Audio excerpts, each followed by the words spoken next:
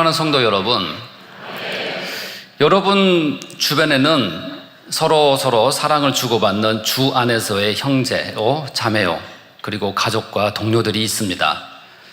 그런데 만일 이 형제님, 자매님, 가족, 동료들을 볼 수 있는 시간이 단 5분밖에 남지 않았다면, 그리고 하나님께 기도할 시간이 단 5분 주어진다면 여러분께서는 어떤 기도를 하시겠습니까? 여러 내용이 있겠지만 하나님께 가족과 동료를 잘 부탁드린다는 기도는 꼭 하지 않을까요? 시편 90편은 하나님의 사람 모세의 기도라고 제목이 붙여져 있는 시입니다. 모세가 사랑하는 백성들을 위해서 하나님께 간절히 간구하는 시입니다. 모세는 이 시를 통해서 우리 백성들에게 우리날 계수하는 지혜를 가르쳐 달라고 말하고 있습니다. 120년간 갖은 인생 격경을 헤쳐나간 모세가 시편 중 단 한 편으로 남겨놓은 시편 90편에 어떤 이유로 하필이면 우리날 계수하는 지혜를 달라고 한 것일까요? 하나님께서는 우리에게 무엇을 알려주시려고 하신 것일까요? 목자님께서 설교하신 출애굽기 강해에 모세의 선, 그리고 젖과 꿀이 흐르는 땅을 오늘 설교를 위해서 참조했습니다. 오늘 하나님께서는 시편 90편으로 우리에게 무엇을 깨닫게 해주시는지 그 뜻을 마음에 잘 새겨서 우리 평생을 기쁘게 해주시는 하나님의 사랑을 받아나가는 저와 여러분 모두가 되시면 좋겠습니다. 성도 여러분, 모세의 시편 90편의 결론은 마지막 절 17절 내용입니다. 우리 손의 행사를 견고케 하소서, 우리 손의 행사를 견고케 하소서라고 2번이나 강조하여 말하고 있습니다. 하나님께 도와달라고 하는 것이 이 시의 결론입니다.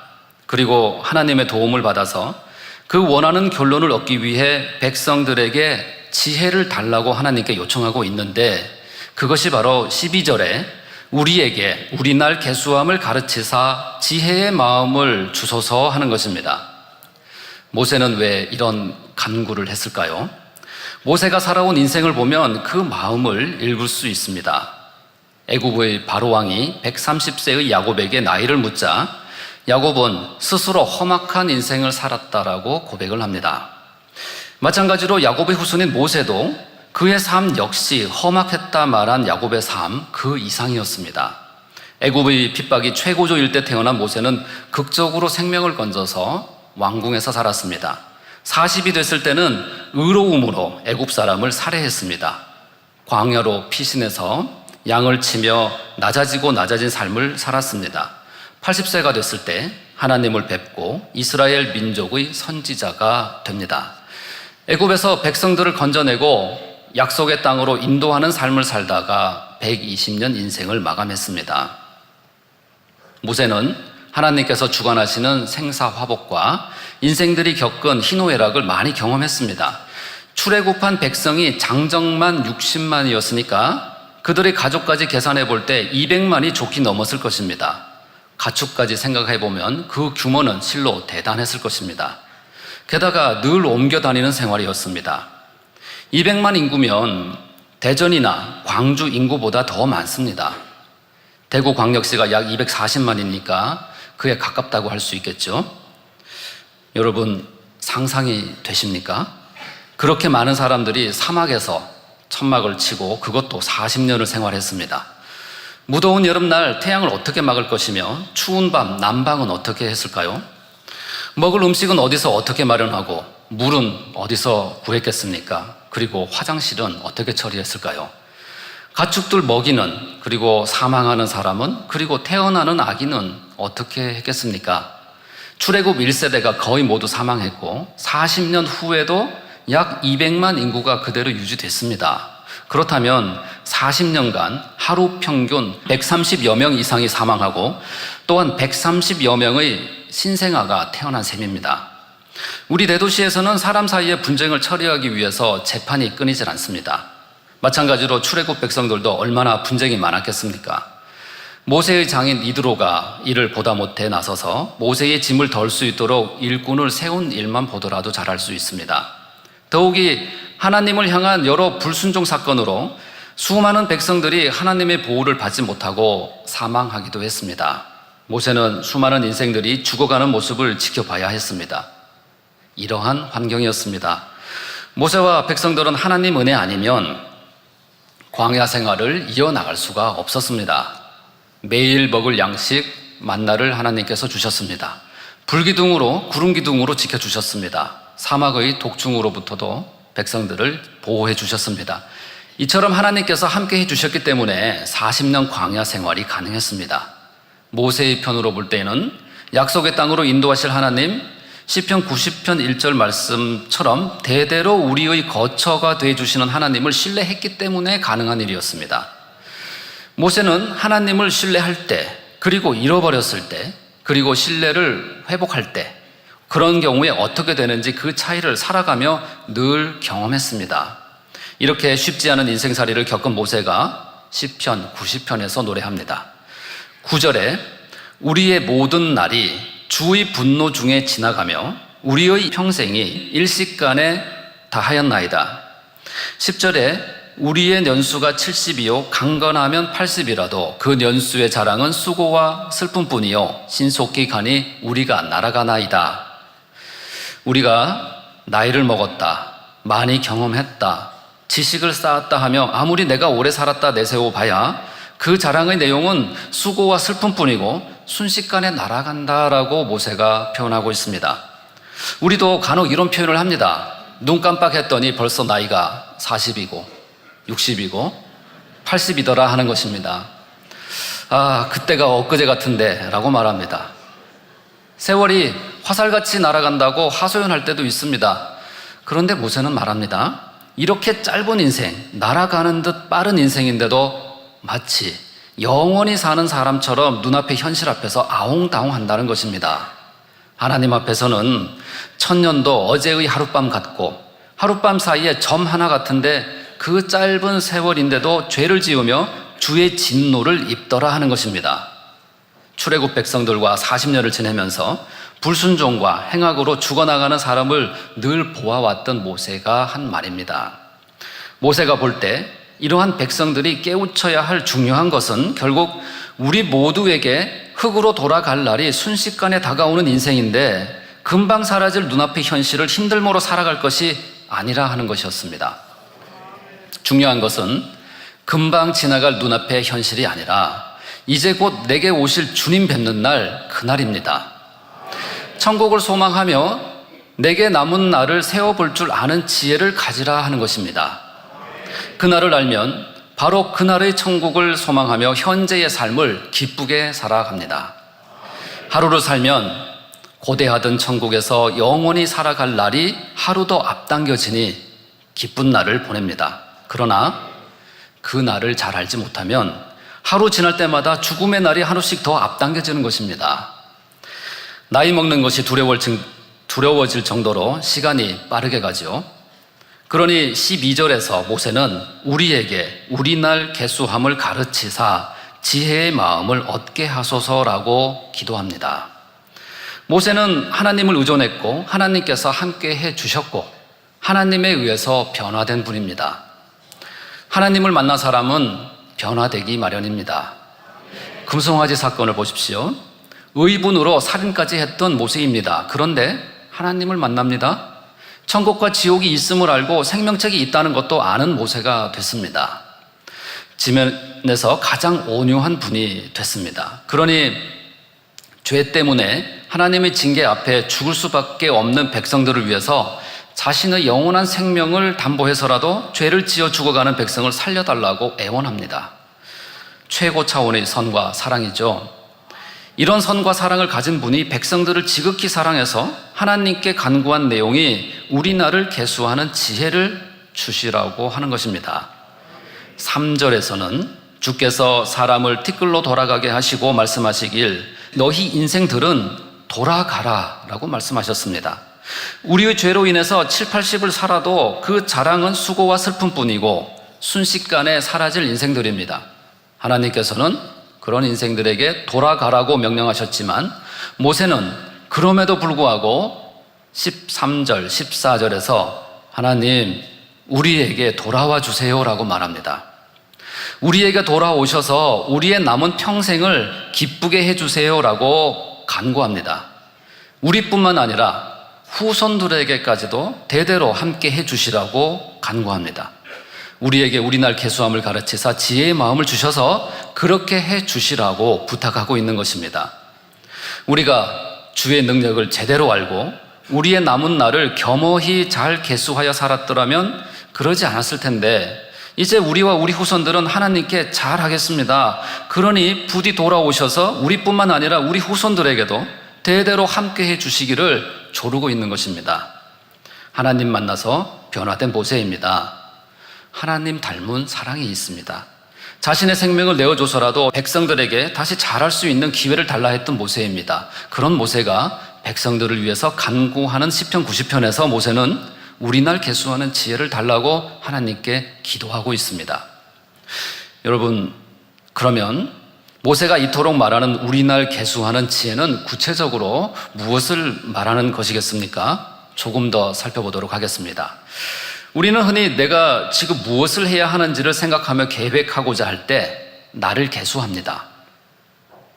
계수하다, 이 말은 수를 계산한다는 뜻입니다.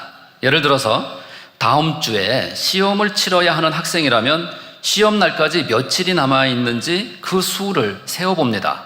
계수하는 것이죠. 계수를 해보면서 공부할 시간이 얼마나 확보될지, 무엇을 얼마나 공부해야 할지, 그리고 지금은 무엇부터 해야 하는지 계획을 합니다. 잘 계획해야 지혜롭게 잘 준비할 수 있습니다. 이처럼 내가 현재 무엇을 어떻게 해야 하는지를 결정하기 위해서는 잘 계수하는 지혜가 필요합니다. 얼마나 잘 계수하여 준비하느냐에 따라 그날의 목표를 잘 이룰 수 있는 것입니다. 그러면 모세는 우리에게 어떤 날을 계수하게 해달라고 말하고 있는 것일까요? 모세가 말하는 우리 날은 특히 이 땅에서 우리가 남은 날을 말합니다. 그 남은 날을 세우는 것이 지혜라 하는 것이죠. 모세는 앞서서 우리 인생이 순식간에 사라진다고 말했습니다.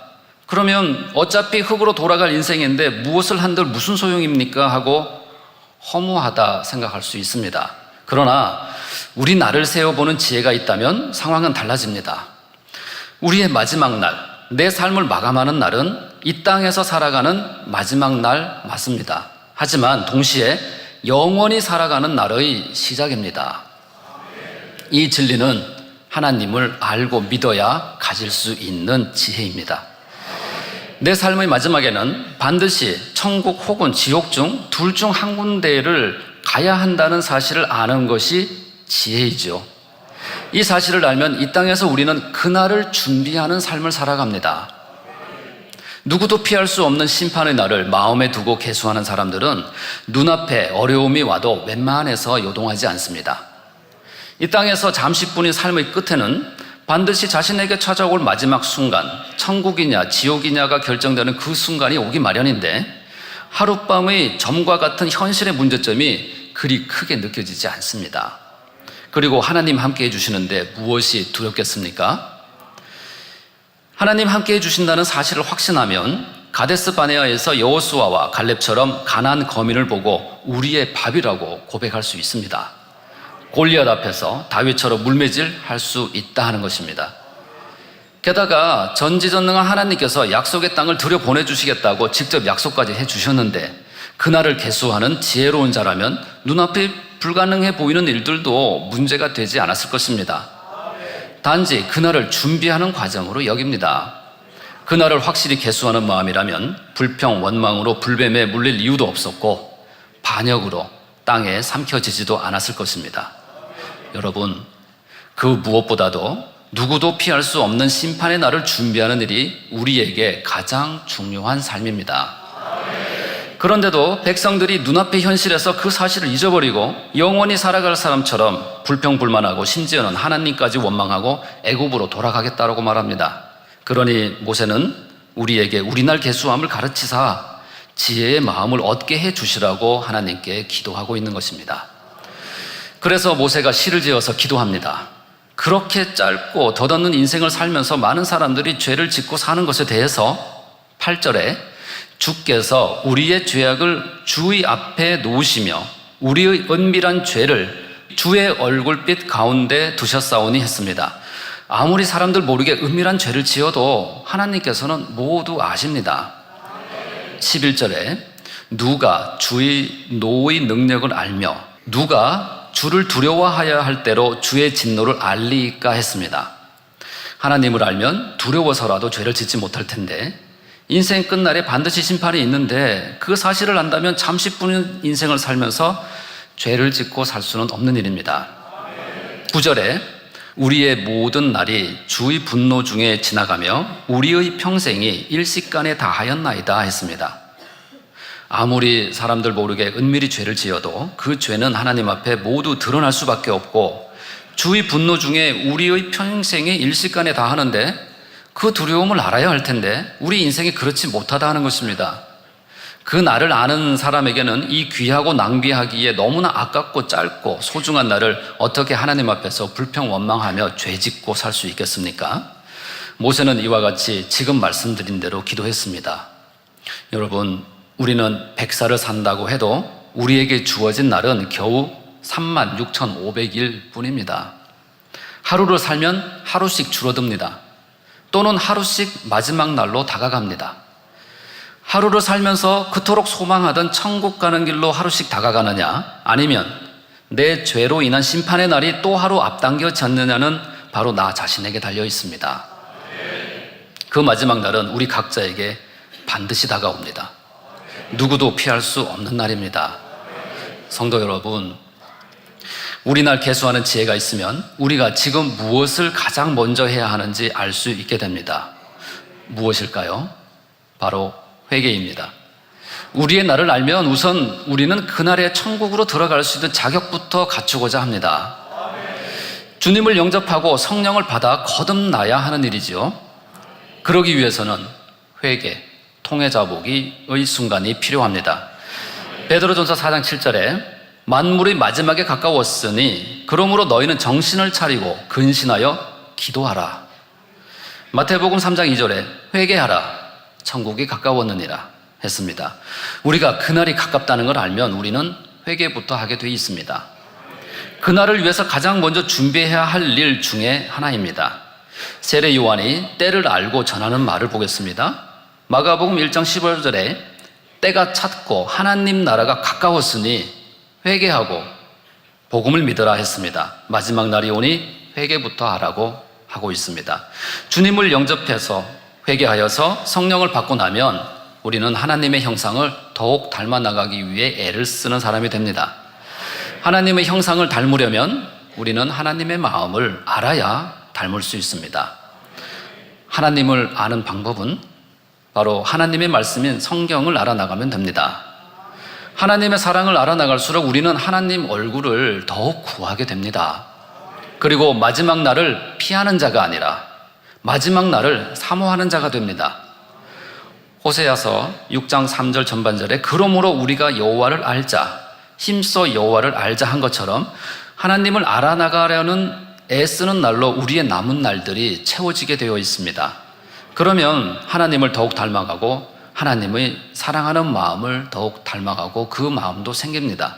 이처럼 하나님을 알고 그날을 알면 신속히 다가올 그날을 준비할 수밖에 없습니다. 그리고 성실하게 살아갑니다. 에베소서 5장 15절에서 17절에 그런즉 너희가 어떻게 행할 것을 자세히 주의하여 지혜 없는 자 같이 하지 말고 오직 지혜 있는 자 같이 하여 세월을 아끼라. 세월을 아끼라. 때가 악하니라. 그러므로 어리석은 자가 되지 말고 오직 주의 뜻이 무엇인지 이해하라고 했습니다. 우리의 날을 아끼되 주의 뜻이 무엇인지 이해하며 지혜 있는 자 같이 하라고 합니다. 여러분, 하나님께서는 우리에게 계수하는 지혜를 가지라고 말로만 하시지 않으십니다. 지혜를 가지도록 우리에게 가르쳐 주십니다. 모세가 강구한 대로 우리 날 계수하는 지혜를 가지도록 앞으로 일어날 일들을 알려주십니다. 그 지혜로 우리는 무엇을 대비해야 하는지 알 수 있습니다. 아모스 3장 7절에 주 여호와께서는 자기의 비밀을 그 종 선지자들에게 보이지 아니하시고는 결코 행하심이 없으시리라고 했습니다. 역으로 말하면 하나님의 사람을 통해서 알려주신 일은 반드시 이루어진다 하는 말씀입니다. 성경에는 하나님께서 미래의 날을 알려주시고 알려주신 대로 성취되는 사건들의 기록이 가득히 담겨 있습니다. 성경에 기록된 대부분의 예언은 성취됐습니다. 이제 성경 계시록에 기록된 일들만이 앞으로 일어날 일들로 남아있을 뿐입니다. 가장 대표적인 예가 예수님의 때입니다. 예수님께서 오실 것이라고 구약 성경에는 창세기 때부터 수십 차례 기록되어 있습니다.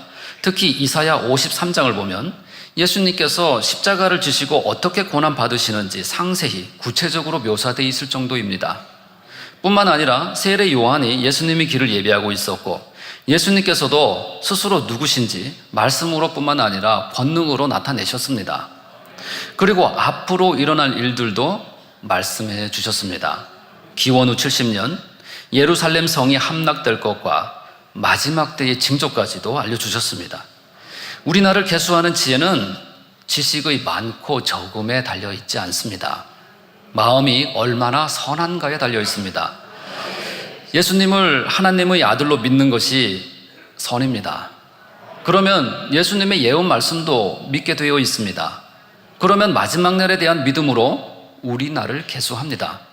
믿음으로 우리 나를 계수하는 것이지 세상 지식과 수학으로 계수하는 것이 아니죠. 바리새인과 같은 경우는 성경 지식이 가득했습니다. 하지만 예수님 오신 날을 계수하지 못했기 때문에 예수님을 알아보지 못했습니다. 그러나 그날을 계수하는 지혜가 있었던 사람들은 예수님을 알아봤습니다. 마리아, 요셉, 동방박사 등 하나님 보시기에 선한 사람들이었죠. 하나님을 모르는 사람들은 그래서 주술 행위, 점 등을 봅니다. 자신의 미래를 모르니까 답답하기 때문이죠. 사람들에게 가장 큰 두려움 중에 하나는 자신의 앞날을 모른다 하는 것입니다. 어촌 마을에 상대적으로 우상 섬김이 많은 이유는 예상치 못한 재앙이 많아서 앞날이 어떻게 될지 잘 알지 못하기 때문입니다. 예수님의 시대 갈릴리 바다 주변이 그러했습니다. 하지만 하나님을 아는 우리는 우리 나를 지혜롭게 계수하여서 앞날을 몰라서 오는 두려움이 없습니다. 우리의 인생은 결국은 천국인 것을 잘 알고 있습니다. 그리고 새 예루살렘이 있다는 것을 압니다. 지금 현재는 그날을 위한 준비 과정이라는 것을 확실히 알고 있습니다. 주님께서 함께 하신다는 사실을 확신하면 미래가 너무나 확실해서 막연한 미래에 대한 두려움이 없이 기쁜 삶을 살아갑니다. 예수님의 제자들을 보십시오. 인생들의 나를 계수하고자 예수님께 질문한 적이 있습니다. 예수님께서 예루살렘의 성전 건물을 돌 하나도 돌 위에 남기지 않고 다 무너뜨리겠다라고 말씀하신 후에 감람산에 가셨을 때 제자들이 질문합니다. 어느 때에 그런 일이 일어나겠으며 주는 언제 임하실 것이고 세상 끝에는 무슨 징조가 있겠습니까? 하고 여쭈었습니다. 그러자 예수님은 마지막 때 있을 징조들을 알려주셨습니다. 그리고 그날은 생각지 못할 때에 올 것이라고 하셨습니다. 그렇지만 무화과를 비롯한 나무들이 싹이 나면 여름이 가까운 줄 자연히 알 수 있듯이 예수님께서 말씀하시는 징조가 보이거든 그때가 가까운 줄 알 수 있다고 하셨습니다. 그리고 분별하라고 하셨습니다. 그래서 그날을 준비하며 항상 기도하고 깨어 있을 것을 강조하셨습니다. 그날을 준비하며 조심하지 않으면 방탕함, 술 취함, 생활의 염려로 마음이 둔해지고 예상치 못한 그날이 덫과 같이 임한다라고 말씀하셨습니다. 요약하면 그날을 계수하는 지혜로 그날을 준비하는 신앙생활을 하지 않으면 생활의 염려로 마음이 둔해지고 수고로운 삶을 살다가 마지막 때가 도적과 같이 생각지 못한 날에 다가온다 하는 것입니다. 그래서 주님께서는 요한을 통해 마지막 때 일어날 일을 상세히 기록해서 우리가 알 수 있도록 해주셨습니다. 우리로 하여금 미리 준비하여서 7년 환난의 때와 우리는 전혀 무관한 삶을 살도록 배려해 주셨습니다. 모세의 기도대로 우리 인생의 날을 계수함을 가르쳐서 지혜의 마음을 가지도록 해 주신 것입니다. 우리 나를 계수하지 않으면 무지한 삶을 살게 됩니다. 자신에게 다가올 마지막 날을 준비하지 않고 육신대로 살기 때문입니다. 하나님께서 함께하지 못하시니 생활의 염려로 수고와 슬픔뿐인 삶을 삽니다. 그러나 우리 나를 계수하고 준비하는 삶은 하나님께서 함께하시기 때문에 기쁨의 날을 보냅니다. 하나님께서 이스라엘 백성들의 날을 미리 알려주신 다니엘의 때도 대표적인 사례입니다. 예레미야의 책을 보고 바벨론 포로 생활이 70년 만에 마쳐질 것을 알게 된 다니엘이었습니다. 그때 다니엘이 가장 먼저 한 일은 무엇이었을까요? 자신의 죄, 백성들의 죄에 대해 자복하며 회개부터 합니다. 그들의 날을 계수하는 지혜의 마음이 되자 가장 먼저 그날을 위해 자복하며 회개부터 했다는 사실, 그것이 다니엘의 지혜였습니다. 그리고는 다니엘서 9장 17절 중후반절에 저의 기도와 간구를 들으시고 주를 위하여 주의 얼굴 빛을 주의 황폐한 성소에 비추어 주옵소서라고 말합니다. 그때 가브리엘 천사장이 와서 70일에, 즉 490년간의 날 동안 무슨 일이 있을지 알려주십니다. 예루살렘 성전이 재건된다는 사실, 그리고 예수님께서 오셨다가 죽음 당한다는 사실, 그리고 또다시 70년경에 예루살렘 성이 파괴된다는 사실, 그리고 마지막 때 7년간의 환란, 그 중에서 전 3년 반 동안, 그리고 후 3년 반 동안 있을 일도 알려주십니다. 이후에는 21일 기도 후에 주변에 있는 애국과 수리아가 어떻게 될지도 알려주십니다. 이처럼 하나님께서는 우리 날을 계수할 수 있는 지혜를 주셔서 우리가 살아가는 동안 준비할 수 있도록 해주십니다. 다니엘처럼 회개하고 기도하며 하나님을 찾을 때 앞길을 알려주시고 예비해 주신다는 사실입니다. 예수님은 우리의 앞날을 알려주셨습니다. 우리의 앞날을 계수하는 삶은 다니엘처럼 회개와 기도로 준비하는 삶이겠습니다. 그러나 인생들은 그들의 날을 계수하여 지혜롭게 행하도록 기회를 주어도 받아들이지 않거나 배척하여서 멸망으로 가는 경우가 있습니다. 친절하고 제자 사랑이 많은 선생님은 시험을 치르는 날을 알려주시고 어떤 시험 문제가 나올지도 미리 알려주시고 대비하는 방법도 알려주십니다. 준비 기간도 주십니다. 어떤 경우는 모범 답안도 알려주시고 정답을 쓰도록 훈련도 시켜주십니다. 지혜로운 학생이라면 마땅히 시험날이 있으리라는 사실을 알아서 미리 준비합니다. 그런데 날을 계수하며 공부하며 준비하면 되는데 준비를 안 합니다. 준비를 안 하니까 답을 제대로 쓰지 못합니다. 준비를 잘 한다면 좋은 성적 받을 생각으로 시험을 치르지만 자신에게 주어진 날수 계수를 못해서 그날을 제대로 준비치 않으면 시험을 잘 치르지 못하는 것이 당연합니다. 이에 대해서는 노아의 방주 사건이 대표적이지요. 알려주신 날을 계수한 노아의 일가족과 알려줘도 계수하지 않은 사람들의 차이는 생명이냐 사망이냐로 극명하게 나타났습니다. 예레미야가 그토록 임박할 재앙에 대해서 하나님 말씀을 전해줘도 시드기야 왕은 하나님의 말씀이 아니라 거짓 선지자와 악한 신하들의 말을 들었고 결국 비참한 멸망으로 갔습니다. 미가야 선지자의 말을 듣지 않고 400인의 말을 듣고 전쟁에 출전했던 아합도 대표적 사례지요.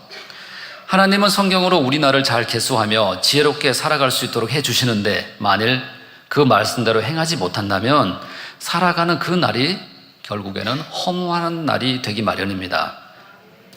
성도 여러분, 지금까지 우리 날 계수하는 지혜가 무엇을 뜻하는지 살펴봤습니다. 이번에는 우리 날 계수하는 지혜의 마음을 가지게 되면 우리는 무엇을 누리게 될 수 있을까에 대해서 말씀드려 보겠습니다. 우리가 우리 날 계수하는 지혜를 가지고 그 지혜대로 행할 때 우선은 모세의 13절에서 15절 기도와 같이 하나님께서 우리 가는 길을 함께 해주셔서 우리의 날을 평생을 기쁘게 해주신다라고 말하고 있습니다. 왜 그런지 불뱀 사건을 예로 들어서 설명을 해보겠습니다. 백성들이 약 40년 광야 생활 끝에 다시 찾아온 가데스 바네아에서 에돔 왕이 가나안으로 가는 길을 허락하지 않습니다. 그러자 길을 돌아가던 중이었습니다. 길을 돌아가던 중에 심히 원망 불평을 하게 되고 하나님의 보호를 받지 못하게 되자 불뱀에게 물리고 맙니다. 많은 사람들이 죽어가자 불평했던 스스로를 회개하며 모세에게 하나님으로부터 응답을 받아달라고 간구합니다. 그들은 모세가 전하는 하나님 말씀대로 장대 위에 메어 달린 뱀을 바라봤습니다. 그들은 불뱀에 물려서 살 날이 얼마 남지 않았습니다. 시한부 선고를 받은 것과 같죠. 흔히 자신이 앞으로 살 수 있는 시간이 얼마 남지 않았다는 것을 깨닫게 되면 심령이 가난해질 수밖에 없습니다. 사람은 죽음 앞에서 그 무엇도 할 수 없습니다. 그들은 살 날이 얼마 남지 않자 하나님을 찾았습니다. 자신들의 생명을 살리는 지혜이죠. 하나님만이 문제 해결의 유일한 방법이었습니다.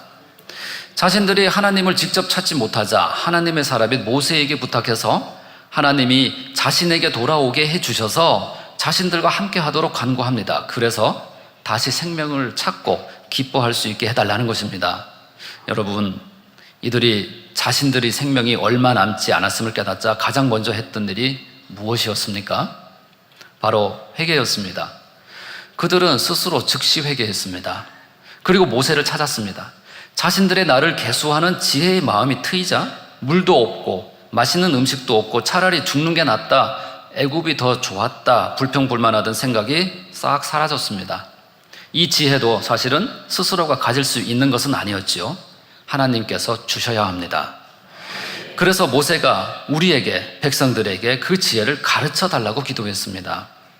그들은 눈앞에 있던 힘듦과 어려움은 이제 자신에게 전혀 중요하지 않습니다. 그들에게 지금 가장 중요한 것은, 그리고 절실한 것은 그들의 생명이었습니다. 마태복음 16장 26절에 사람이 만일 온 천하를 얻고도 제 목숨을 잃으면 무엇이 유익하리요? 라고 했습니다. 그들은 자신의 생명을 살려야겠다는 간절한 마음으로 자신에게 생명을 주실 수 있는 하나님을 찾습니다. 그들이 선택할 수 있는 길은 둘 중에 하나였습니다. 하나는 자존심, 체면 등 자신의 모든 것 내려놓고 하나님을 찾는 일이었습니다. 또 하나는 자신의 나를 계수할 줄 몰라, 다시 말해 하나님을 잘 몰라서 자신의 숨이 끊어지는 마지막 순간을 그저 지켜만 보는 일이었습니다.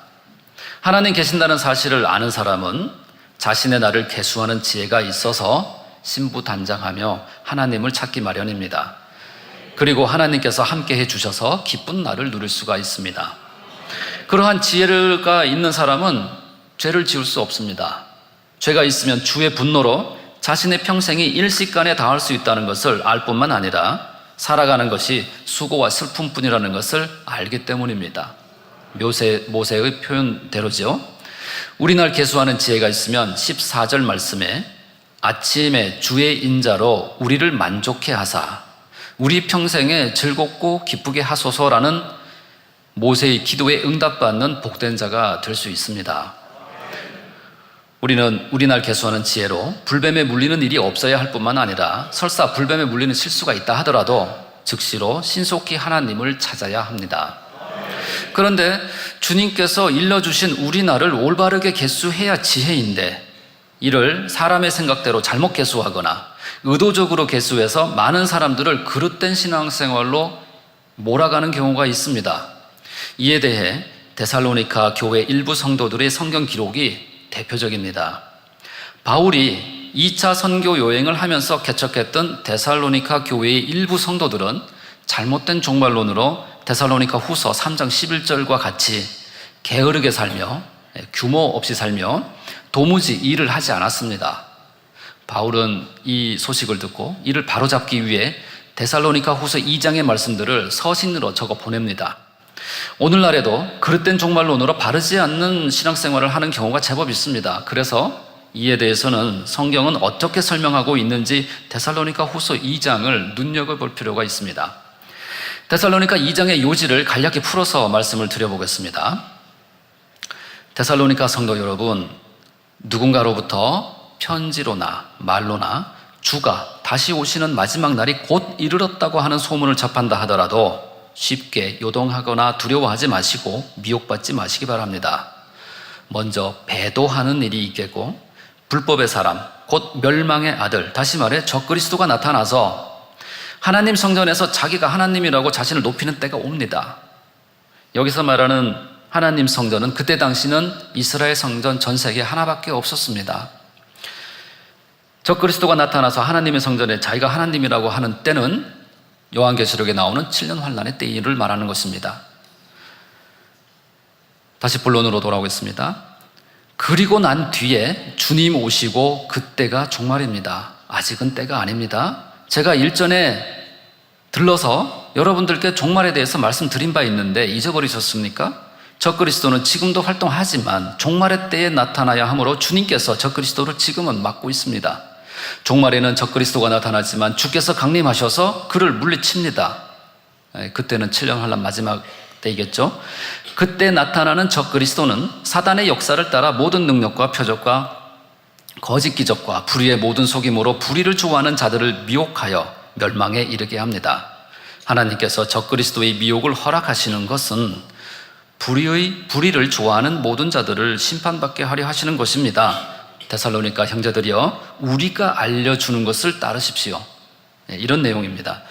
성도 여러분, 바울은 데살로니가 성도들이 그날의 날을 그릇되이 계수하여 아무런 일도 하지 않고 있다는 소식을 듣고 잘못된 종말론을 바로잡아 줍니다.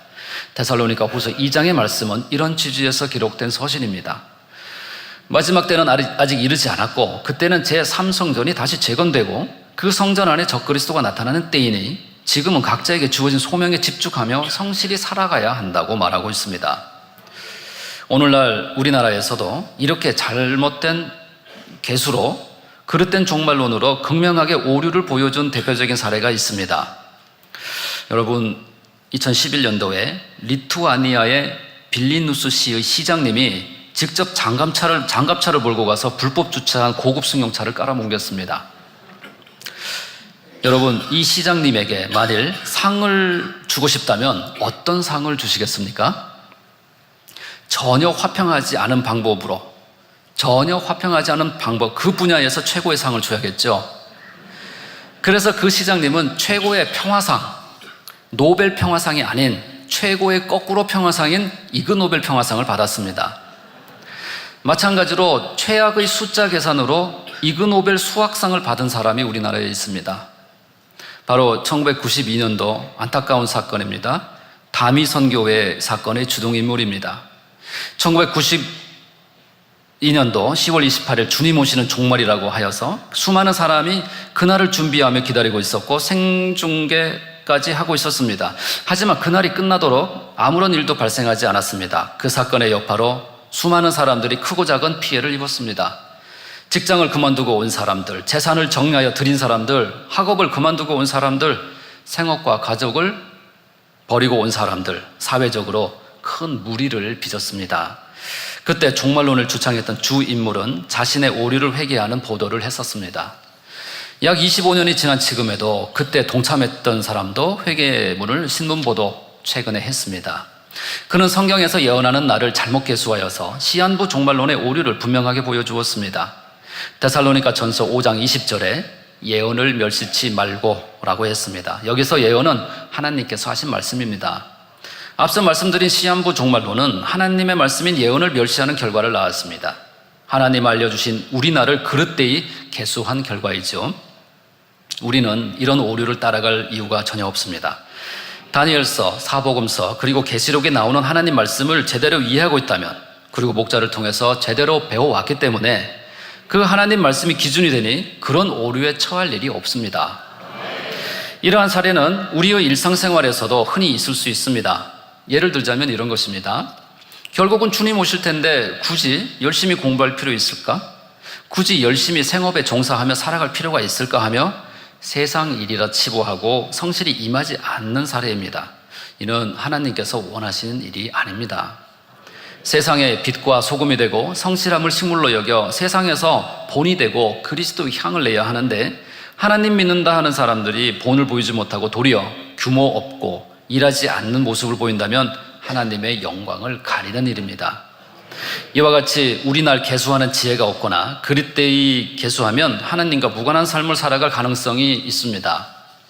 우리 날 계수하는 지혜로 행하면 하나님께서 함께 해주신다는 것을 우리에게 나타내시고 우리가 하고자 하는 일을 견고하게 이루어 주십니다. 성경에 기록된 선진들의 삶을 봐도 잘 알 수 있습니다. 야곱의 경우는 하나님께서 주신 꿈을 잘 계수하여 명심했습니다. 창세기 28장을 보면 사닥다리가 하늘에 닿았고 천사가 오르락 내리락 했습니다.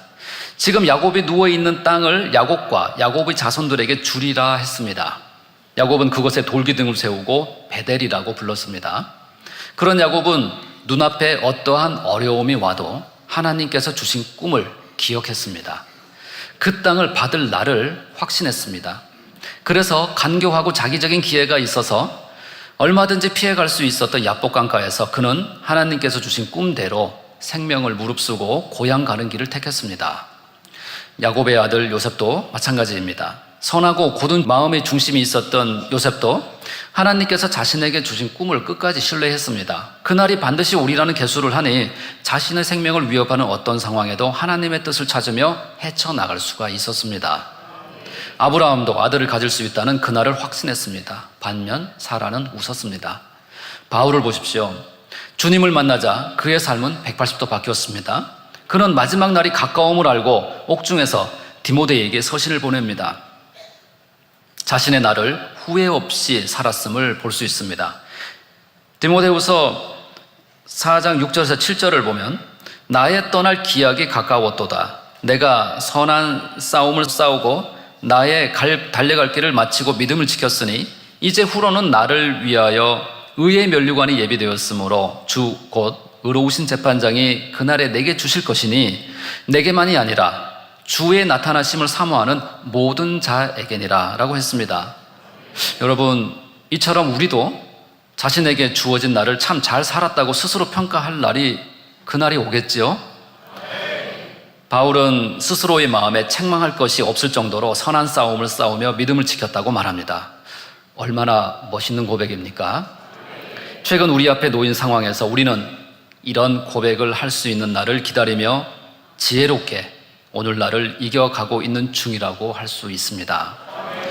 디모데후서 4장 6절에서 7절 말씀처럼 우리의 선한 싸움과 우리의 달려갈 길을 마친 후 주의 나타나심을 사모하는 우리는 주께서 우리를 위해 의의 면류관을 예비하고 계신 줄 믿습니다. 예수님을 보십시오. 요한복음 7장 8절에 내 때가 아직 차지 아니하였다.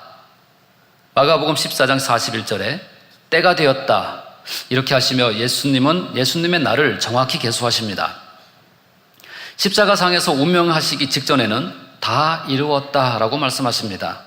예수님은 예수님의 날을 완벽하게 계수하며 하나님의 영광을 위해 사셨습니다. 살아간 날수의 길고 짧음이 아니라 어떻게 살았는가가 중요합니다. 예수님은 예수님의 날 33년 동안 모두 이루셨습니다.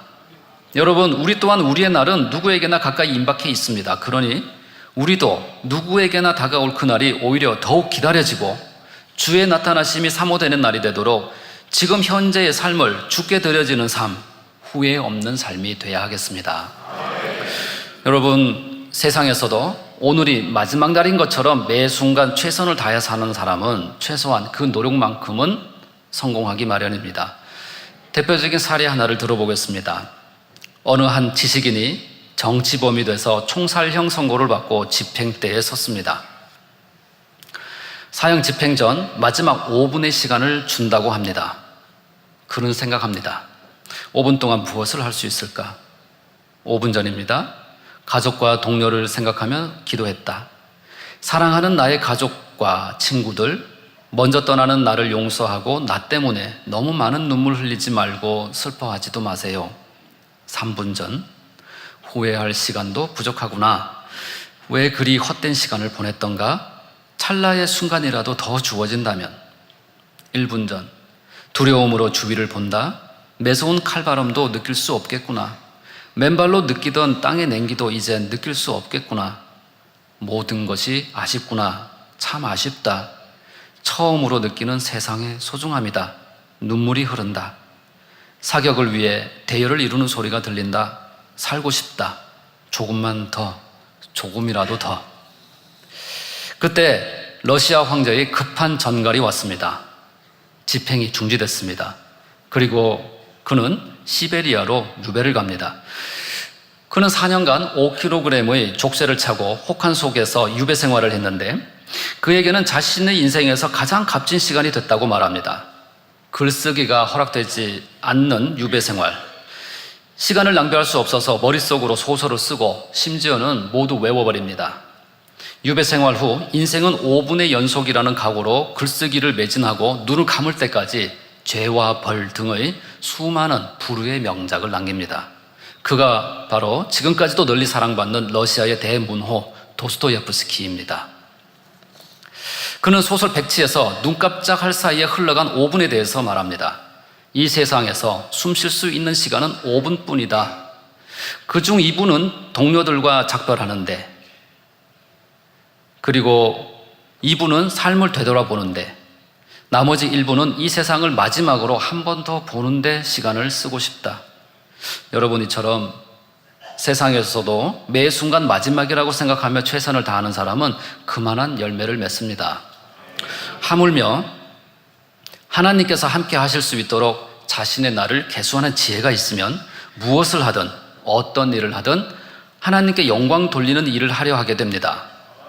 그러나 하나님을 모른다면 아무리 최선을 다해 산다 해도 모세의 기도처럼 그 삶은 결국 쏘고 왔을 뿐입니다. 그러나 하나님을 알아서 자신의 남은 날을 계수하는 지혜를 가지면 하나님 영광을 위해서 일합니다. 그러면 전지전능한 하나님께서 함께 하실 수밖에 없고, 그러면 그 일은 견고하게 이루어집니다. 내가 이 땅에서 숨을 쉬고 호흡하는 것도, 두 다리로 어디를 가더라도, 내 손으로 무엇을 만들고 무엇을 기록하더라도, 내 두 눈이 무엇을 쳐다보더라도 하나님을 사랑하고 하나님께 영광 돌리기 위한 일이 됩니다. 학생들이 학교에서 공부하는 일도, 직장인들이 일터에서 하는 일도 모두 최선을 다하여서 하나님의 영광이 나타나는 일이 되기를 원합니다. 사도 바울의 경우 자신의 시민권도, 그리고 천막을 만드는 기술도, 박식한 구약 지식도 모두 주의 일을 하는데 쓰였습니다. 우리나라를 개수하는 사람들은 내가 가진 모든 것이 주를 위해서 사용됩니다. 배운 지식, 경험 등이 주를 위해서 쓰여지며 아버지께 영광을 돌립니다. 요셉은 우상을 섬기는 애굽에서도 홀로 믿음 생활을 지키며 주어진 일에 늘 성실히 임했고, 그 결과 주변 모든 사람들이 요셉을 신뢰하고 요셉은 하나님의 영광을 그들에게 크게 드러냈습니다. 하나님 뜻대로 행하는 일에 전지전능하신 하나님께서 함께 해주시는데 무슨 일이 불가능하겠습니까? 모세는 2절에서 말합니다. 산이 생기기 전, 땅과 세계도 주께서 조성하기 전, 곧 영원부터 영원까지 주는 하나님이시니이다 라고 했습니다. 얼마나 멋진 고백입니까? 하나님은 무에서, 아무것도 없는 것에서 이 땅을 창조하신 분입니다. 영원부터 영원까지 우리의 주인이십니다. 사람으로서는 도무지 상상할 수조차 없는 일을 하나님께서는 하십니다. 그런데도 사람들은 사람의 생각으로 할 수 없는 일을 하나님도 하실 수 없는 것처럼 착각할 때가 있습니다. 하나님은 동정녀 마리아로부터 예수님을 나오게 하실 수 있으십니다. 세상 모두가 죽음을 피할 수 없어도 하나님께서는 가능하십니다. 예수님께서는 3일 후에 다시 살아나셨죠. 모세도 한 번은 하나님 정말 그거 가능한 일입니까? 라고 하나님께 반문한 적이 있습니다. 하나님께서 백성들이 먹을 고기를 한 달 내내 질리도록 먹게 해주시겠다고 하셨을 때였죠. 그러자 모세는 말합니다. 장정만 60만인 백성들이 먹을 고기를 어떻게 구할 수 있습니까? 하나님께 되물었습니다. 사람인 모세의 생각으로는 도저히 불가능한 일이었겠지요.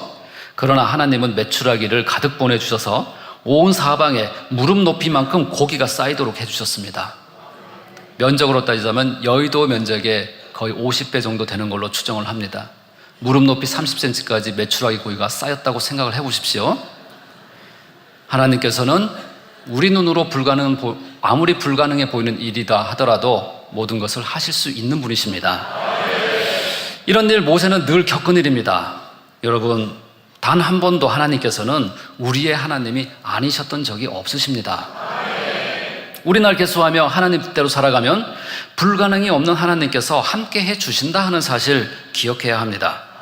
여러분, 그러니 저와 여러분 모두는 각자의 위치에서 하나님께서 허락하시고 하나님께서 주신 각자의 일에 최선을 다해 살아가는 것이 우리 날 개수하는 지혜입니다. 성도님 여러분, 혹시 기억하고 계십니까?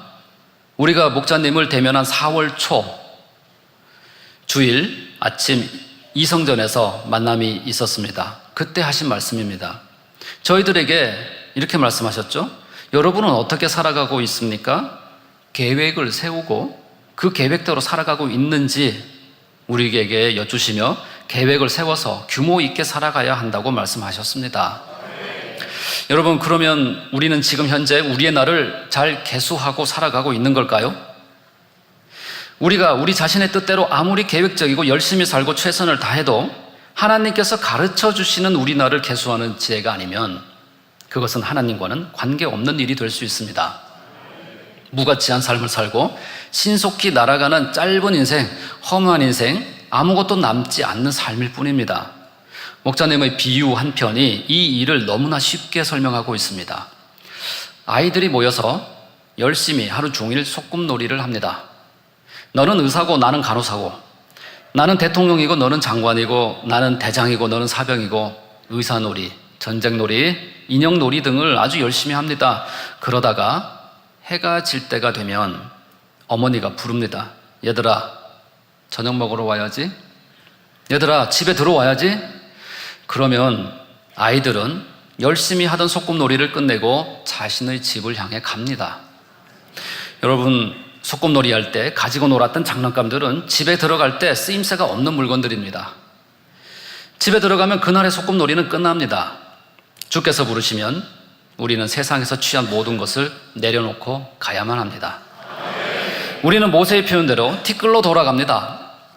우리가 천국으로 들어갈 때 세상에서 했던 모든 일들, 가졌던 모든 것들은 이제 용도가 없는 일들입니다. 천국을 가는데 소용이 있는 유일한 것은 이 땅에서 얼마나 하나님의 선과 사랑을 닮아 살아가는가입니다. 그것이 천국 처소를 결정하는 상급입니다. 이 땅에서 우리가 살아가는 목적은 하나님의 형상을 얼마나 닮아가느냐에 있습니다. 하나님 형상을 닮은 정도가 천국에서의 영원한 삶을 결정짓습니다. 그래서 이 땅에서 우리가 우리 날을 계수하는 지혜가 있다면 우리 날 마지막 순간까지 우리가 매진해야 할 일이 무슨 일을 하든지 하나님 닮아가는 삶에 집중하는 일이라 하는 사실을 생각하며 살아갑니다. 우리 날 계수하는 지혜가 없다면 눈앞의 현실 앞에서 주의 뜻과는 거리가 먼 생각과 마음과 말과 행동을 하게 됩니다. 내 생명을 주신 하나님께 늘 감사하는 마음이어야 할 텐데 물 없다 불평하고 햇볕이 따갑다라고 하며 요나처럼 금방 불평합니다. 조금만 시험이 와도 입술이 나옵니다. 계수를 잘하지 못해서 주의 뜻대로 살지 못하고서 자기 뜻대로 살았는데 잘 살았다 착각하기도 합니다. 심판의 날에 주님 앞에서 저 잘 살지 않았습니까? 말하여도 주께서는 나는 너를 모른다 하실 수 있는 것입니다. 자, 그러면 우리는 무엇으로 내 자신이 우리의 날 잘 계수하며 지혜롭게 살고 있는가 점검할 수 있을까요? 바로 성경에 기록된 하나님 말씀이 기준입니다. 오로지 하나님 말씀만이 정확한 기준이 됩니다. 그 중에서도 우리가 얼마나 하나님의 형상을 닮았는가를 측정할 수 있도록 우리 만민에게는 사랑장, 팔복, 성령의 9가지 열매, 믿음의 분량, 영혼육 등 우리 마음을 점검할 수 있는 귀한 말씀들이 있습니다. 이 말씀들을 내 마음의 양식으로 삼으면 우리의 날을 살아가는 길이자 이정표가 된다 하는 사실입니다. 자, 그러면 한 가지만 점검해 볼까요? 여러분께서는 지금 모세의 시편 90편 1절처럼 하나님께서는 대대로 나의 거처가 되어 주셨습니다 라고 늘 고백하고 계십니까? 이 말씀이 진정 하나님을 믿는다고 하는 우리 자신들의 고백이 되고 있을까요? 그렇게 진정 고백할 수 있는 우리라면 모세처럼 우리 날을 잘 계수하여 살고 있는 우리 자신이라고 할 수 있을 것입니다. 그런데 혹시 지금 근심과 염려를 하고 있지는 않습니까? 불투명하고 어떻게 될지 모르는 미래에 대해서 염려하고 있지는 않습니까? 그러나 모세의 시편 90편 1절처럼 하나님께서 언제나 나의 하나님이요 나의 거처가 된다는 이렇게 고백하는 마음이 진정이라면 근심, 염려할 필요와 이유조차 없습니다. 우리가 주의 진노에 깜짝 놀라는 것은 하나님 말씀대로 살지 않아서입니다. 죄 없이 내 마음 책망할 것이 없이 말씀대로 산다면 내 앞에 놓인 날들은 언제나 하나님께서 함께 하시는 기쁜 날이 됩니다. 지금까지 우리 날 계수하는 지혜에 대해서 말씀을 드렸습니다. 모세는 백성들과 함께하는 그들의 일에 앞서서 하나님께서 함께 해주시라고 기도했습니다. 우리 날 계수하는 지혜를 달라고 기도했습니다. 우리 남은 날을 잘 계수하고 심판 날을 잘 명심하여서 하나님 뜻대로 말씀대로 살아가겠습니다. 우리에게 대대로 거처가 되어주신 하나님, 전지전능한 하나님께서 함께 해주세요 하는 뜻의 간구를 했습니다. 우리 눈앞에 현실이 아무리 힘들고 어렵고 난공불락으로 보여도 하나님께 의지하며 현실을 피하지 않고 꼭꼭 씹어서 우리는 잘 소화해야 합니다. 우리 삶에서 가장 필요한 일은 우리 주께서 함께 해주시는 일이라고 하겠습니다. 여러분, 우리가 해야 하는 모든 일 앞에서 우리는 하나님께 부탁하며 가야 합니다. 그러면 모세가 시편 90편 14절에서처럼 주의 인자로 우리를 만족해 하사 우리 평생에 즐겁고 기쁘게 하소서라고 기도한 대로 우리는 항상 기쁠 수 있습니다. 그리고 1절 말씀처럼 하나님께서 대대로 우리의 거처가 되어 주십니다. 이제 결론을 말씀드리겠습니다. 사랑하는 성도 여러분, 모세는 우리가 우리날 계수하는 지혜를 가질 수 있도록 하나님께 간구하면서 후손들에게 하나님께서 함께 하셔서 하나님의 능력을 보여주시라고 기도했습니다. 그런 모세의 대를 이은 여호수아에게 모세의 기도에 응답하시던 하나님께서는 친히 말씀하십니다. 그 내용이 여호수아 1장에 기록되어 있습니다. 여호수아 1장 5절에 너의 평생에 너를 능히 당할 자 없으리니 내가 모세와 함께 있던 것 같이 너와 함께 있을 것임이라. 얼마나 든든합니까? 너와 함께 있을 것임이라. 내가 너를 떠나지 아니하며 버리지 아니하리니 라고 했습니다. 모세의 기도대로입니다. 후손인 여호수아의 평생을 함께 해주시며 여호와의 능력을 보이신다고 하십니다. 이 말씀은 여호수아뿐만 아니라 저와 여러분 우리 모두에게도 보장해 주시는 말씀입니다. 그런데 여호수아 너의 날 평생을 함께하며 너를 당할 자 없게 하겠는데 그에 대한 단서를 하나 붙이십니다. 그 단서는 바로 모세에게 명한 율법을 모두 지키라 하는 것입니다.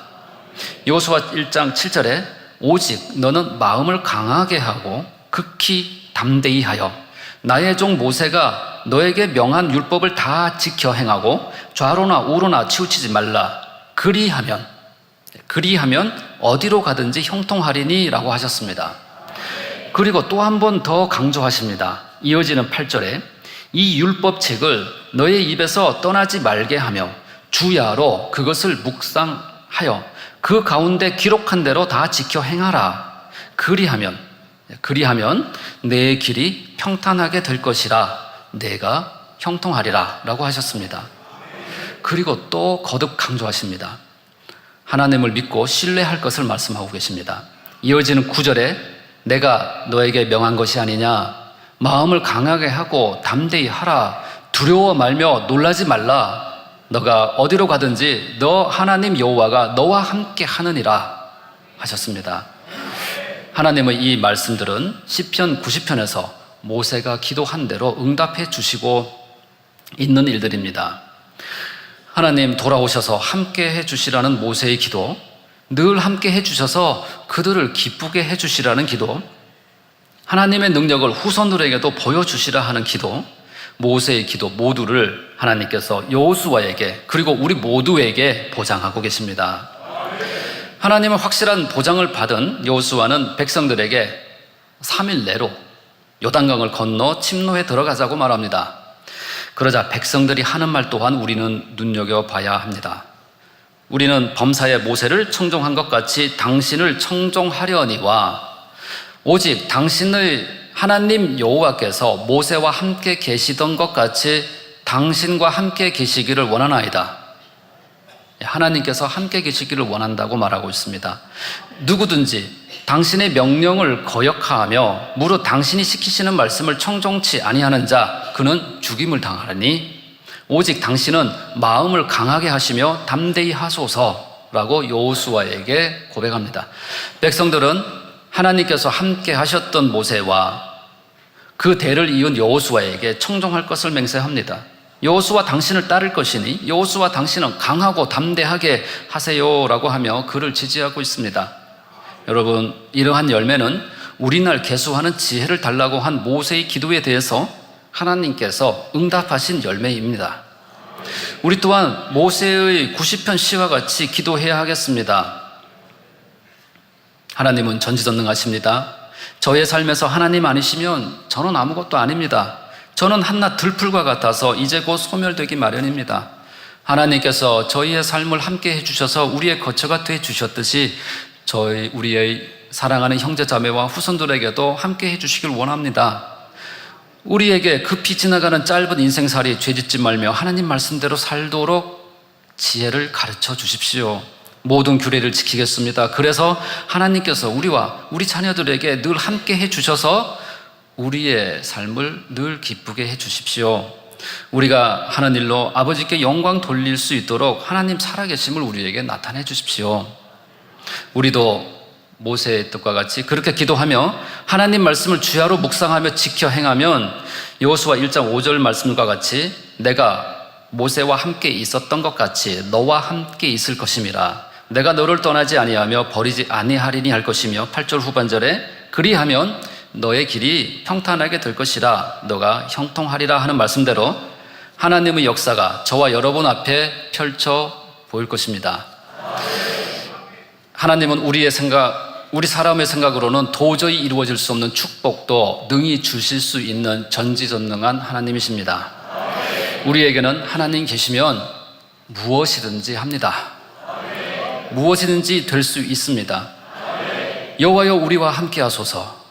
우리 손의 행사를 경고케 하소서. 우리의 날 평생을 우리 날 새벽부터 밤까지 우리 자손 대대로 우리를 기쁘게 해 주소서. 모세의 이 기도는 우리 모두에게 임할 하나님의 뜻입니다. 우리 모두 함께 우리 좋으신 하나님을 함께 외쳐보겠습니다. 저를 따라 한번 외쳐주십시오. 아버지, 우리 날 계수하는 지혜를 주옵소서. 우리 날 계수하는 지혜를 주옵소서. 우리 날을 기쁨으로 살아가게 하소서. 우리 날을 기쁨으로 살아가게 하소서. 저와 여러분 모두 주의 말씀대로 살아서 우리의 날 평생을 기쁘게 살아가는 복을 누리시기를 우리 주 예수 그리스도의 이름으로 기원드립니다.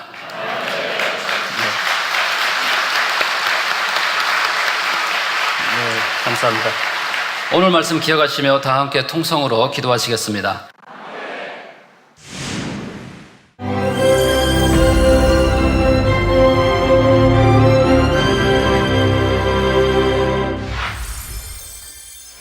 할렐루야. 전능하신 사랑의 아버지 하나님, 이 시간 기도받는 모든 성도님들 위해 안수하여 주옵소서.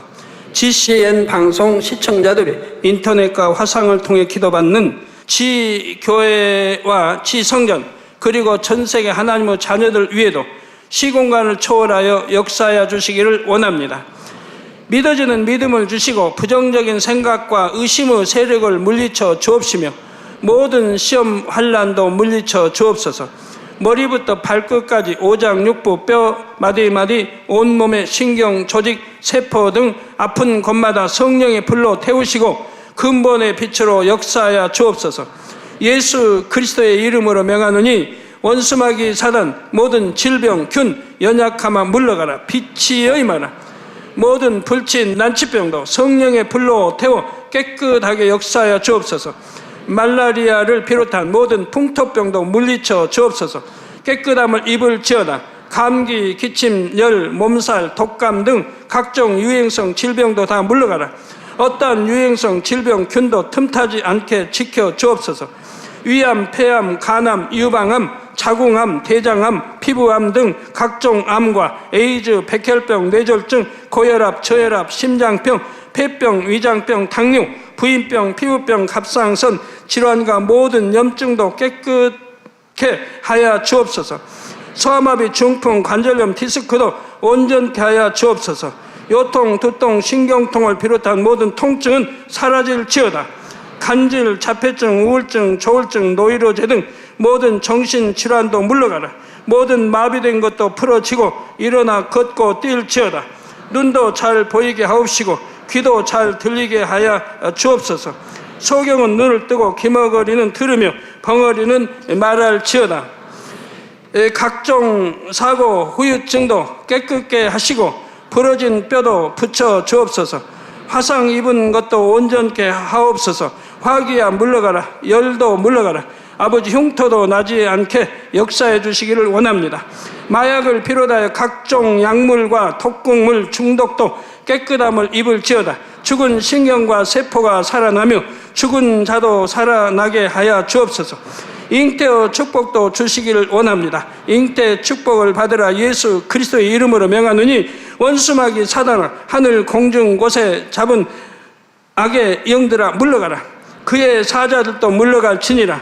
이 땅의 악한 영, 더러운 영, 거짓되고 간사한 영, 이간질하고 미혹하는 모든 어둠들은 물러가라. 모든 흉악의 결박을 풀고 어둠아 물러가라. 빛이여 임하라. 아버지 하나님, 부르짖어 기도할 수 있는 능력을 주시고 죄를 버리고 성결될 수 있는 능력을 주옵소서. 영혼이 잘됨같이 범사에 잘되게 하시고 가정의 복음화도 이루어 주시기를 원합니다. 한 주간도 모든 사고와 재앙으로부터 지켜주시고 불통이 없는 형통한 삶을 살 수 있도록 축복해 주옵소서. 성령의 불담으로 천군 천사와 주님의 불꽃 같은 눈동자로 모든 하나님의 자녀들과 가정, 일터, 사업터를 지켜주시기를 원합니다. 학생들에게 지와 명철을 더하시고 공부도 할 수 있는 뜨거운 마음과 열정도 더하여 주옵소서. 마음과 생각을 세상에 빼앗기지 않도록 지키시고 하나님을 뜨겁게 사랑하는 학생들로 축복하여 주옵소서. 하나님의 자녀들이 먹으나 마시나 입으나 무엇을 하든지 하나님 앞에 영광 돌리는 삶이 되게 축복하여 주시기를 원합니다. 나는 하나님을 만났노라, 체험했노라, 응답 받았노라, 축복 받았노라, 간증하는 입술이 되게 역사하여 주옵소서. 아버지 하나님 감사합니다. 홀로 영광 받으옵소서. 우리 주 예수 그리스도의 이름으로 기도하옵나이다. 아멘.